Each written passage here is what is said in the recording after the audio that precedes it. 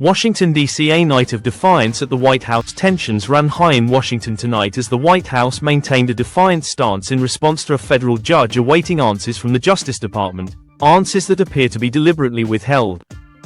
This legal standoff follows a contentious court hearing earlier today. The controversy stems from President Trump's invocation of the Rarely Used Alien Enemies Act, a wartime law, to deport hundreds of alleged Venezuelan gang members to El Salvador. Despite a judge's directive to halt these deportation flights, they proceeded as scheduled on Saturday night, further fueling the legal battle. Defying judicial orders, Judge James Boasberg convened a court session tonight with Justice Department attorneys to address the administration's defiance. Although cameras were not allowed in the courtroom, CNN reporters present described a tense exchange. The administration's legal team repeatedly avoided direct answers, frustrating the judge to the point of visibly expressing his displeasure, placing his hands on his hips, closing his eyes, and shaking his head. At one point, he summarized the Justice Department's stance as, "We don't care. We'll do what we want." The Trump administration argues that it did not technically violate the judge's order because it was delivered verbally rather than in writing, making it, in their view, unenforceable.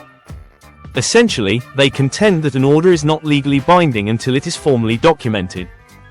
The timeline of events, the precise timing of events, is critical in this case. The initial court hearing regarding Trump's use of wartime powers began at 5 p.m. Eastern on Saturday. The session was briefly paused 22 minutes later to allow the government to gather more information. During that break, 2 deportation flights departed for El Salvador, a country that agreed to accept the Venezuelan migrants for a reported $6 million. By 6:45 p.m., Judge Boasberg verbally ordered the Justice Department to turn back any planes carrying individuals deported under the Alien Enemies Act. However, at that moment, 2 flights had already taken off, and a third had not yet departed.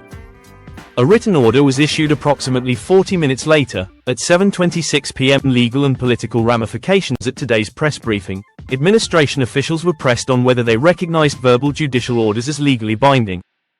Press Secretary Caroline Leavitt emphasized that the flights had already left U.S. soil before the written order was issued. However, legal experts point out that verbal orders carry the same weight as written ones, leaving the administration's justification on shaky ground.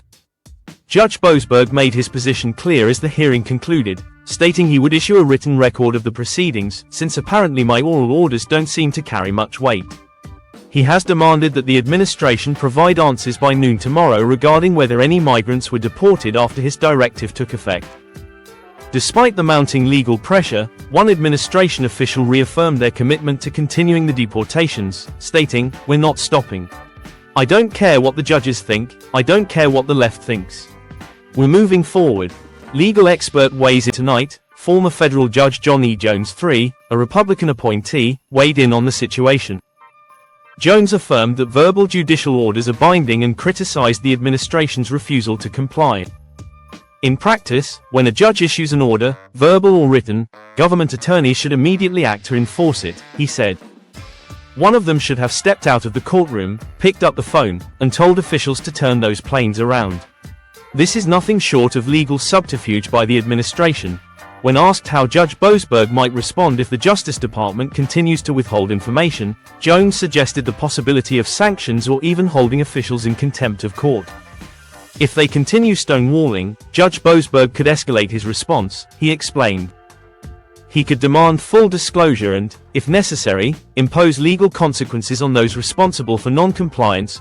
The path forward, with the administration showing no signs of backing down, tomorrow's noon deadline could set the stage for a major legal showdown. Judge Boasberg has the authority to hold government officials in contempt if they fail to provide answers. If the case escalates further, it could result in serious legal consequences for those involved in the deportation flights. This unfolding battle is more than just a question of deportation logistics. It is a test of judicial authority and the rule of law.